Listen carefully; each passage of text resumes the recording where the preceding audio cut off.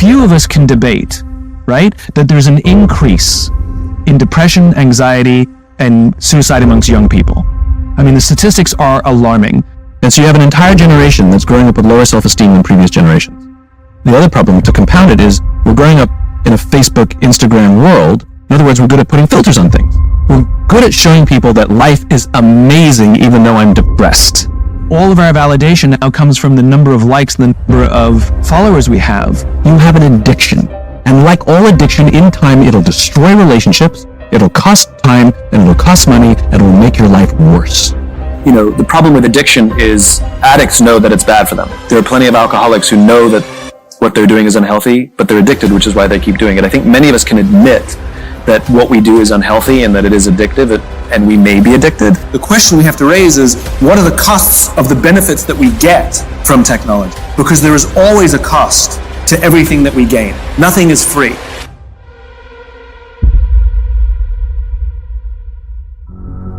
We know that engagement with social media and our cell phones releases a chemical called dopamine. That's why when you get a text, it feels good, right? But you know, we've all had it where you're feeling a little bit down or feeling a bit lonely, and so you send out 10 texts to 10 friends, you know, hi, because it feels good when you get a response, right? It's why we count the likes, it's why we go back 10 times to see if my Instagram is growing slower, did I do something wrong? Do they not like me anymore, right? The trauma for young kids to be unfriended, because we know when you get it, you get a hit of dopamine, which feels good. It's why we like it, it's why we keep going back. Dopamine is the exact same chemical that makes us feel good when we smoke, when we drink, and when we gamble. In other words, it's highly, highly addictive.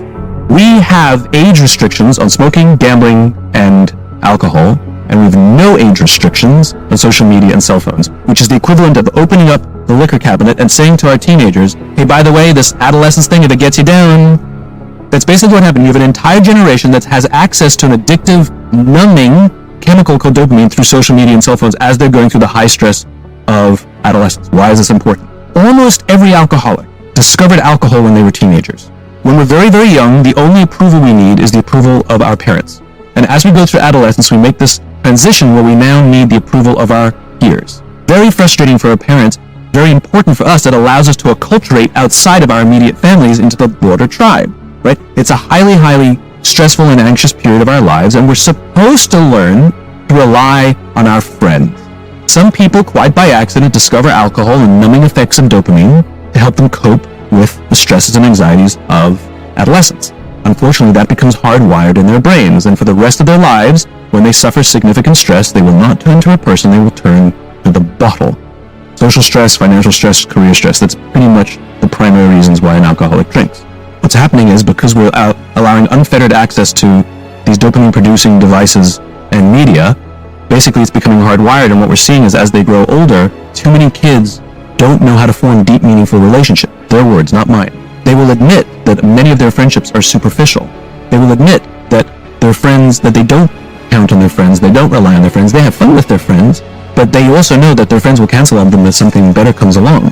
Deep, meaningful relationships are not there because they never practice the skill set, and worse, they don't have the coping mechanisms to deal with stress. So when significant stress starts to show up in their lives, they're not turning to a person, they're turning to a device, they're turning to social media, they're turning to these things which offer temporary relief. We know, the science is clear, we know that people who spend more time on Facebook suffer higher rates of depression than people who spend less time on Facebook, right?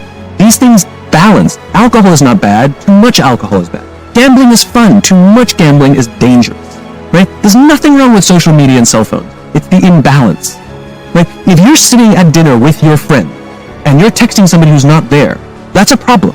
That's an addiction. If you're sitting in a meeting with people you're supposed to be listening to and speaking, and you put your phone on the table, face up or face down, I don't care, that sends a subconscious message to the room that you're just not that important to me. That's what happens. And the fact that you cannot put it away is because you are addicted. Right? If you wake up and you check your phone before you say good morning to your girlfriend, boyfriend, or spouse, you have an addiction. And like all addiction, in time, it'll destroy relationships, it'll cost time, and it'll cost money, and it'll make your life worse. So you have a generation growing up with lower self-esteem that doesn't have the coping mechanisms to deal with stress. Now you add in the sense of impatience. Right? They've grown up in a world of instant gratification. You want to buy something, you go on Amazon, it arrives the next day. You want to watch a movie? Log on and watch a movie. You don't check movie times. You want to watch a TV show? Binge. You don't even have to wait week to week to week. I know people who skip seasons just so they can binge at the end of the season. Instant gratification. Everything you want, you can have instantaneous. Everything you want, instant gratification. Except job satisfaction and strength of relationships, there ain't no app for that. They are slow, meandering, uncomfortable, messy processes. And so what this young generation needs to learn is patience. That some things that really, really matter, like love, or job fulfillment, joy, love of life, self-confidence, a skill set, any of these things, all of these things take time. Sometimes you can expedite pieces of it, but the overall journey is arduous and long and difficult. And if you don't ask for help and learn that skill set, you will fall off the mountain, or you will, the worst case scenario that we're already seeing. We're seeing an increase in this generation. We're seeing an increase in accidental deaths due to drug overdoses. We're seeing more and more kids drop out of school or take leaves of absence due to depression. Unheard of. This is really bad. Those are all bad cases. The best case scenario is you'll have an entire population growing up and going through life and just never really finding joy. They'll never really find deep fulfillment in work or in life. They'll just fine. How's your job? Fine. The same as yesterday. How's your relationship? It's fine. Like, that's the best case scenario. Which leads me to the fourth point, which is environment. Which is we're taking this amazing group of young, fantastic kids who are just dealt a bad hand. It's no fault of their own. And we put them in corporate environments that care more about the numbers than they do about the kids. That aren't helping them overcome the challenges of a digital world and finding more balance. That isn't helping them overcome the need to have instant gratification and teach them the joys and impact and the fulfillment you get from working hard on something for a long time that cannot be done in a month or even in a year. There should be no cell phones in conference rooms. None. Zero. And I don't mean the kind of like sitting outside waiting to text. I mean like when you're sitting and waiting for a meeting to start, nobody go, this is what we all do. We'll sit here and wait for the meeting to start. Meeting starting? Okay. We start the meeting. No. That's not how relationships are formed. Remember we talked about it's the little things? Relationships are formed this way. We're waiting for a meeting to start and we go, how's your dad? I heard he was in the hospital. Oh, he's really good. Thanks for asking. He's actually at home now. Oh, I'm really glad. That was really amazing. I know, it was really scary for a while. That's how you form a relationship. Hey, did you ever get that report done? Oh my God, no, I didn't. I'll help you out. I totally can help you out with that. Really? That's how trust forms.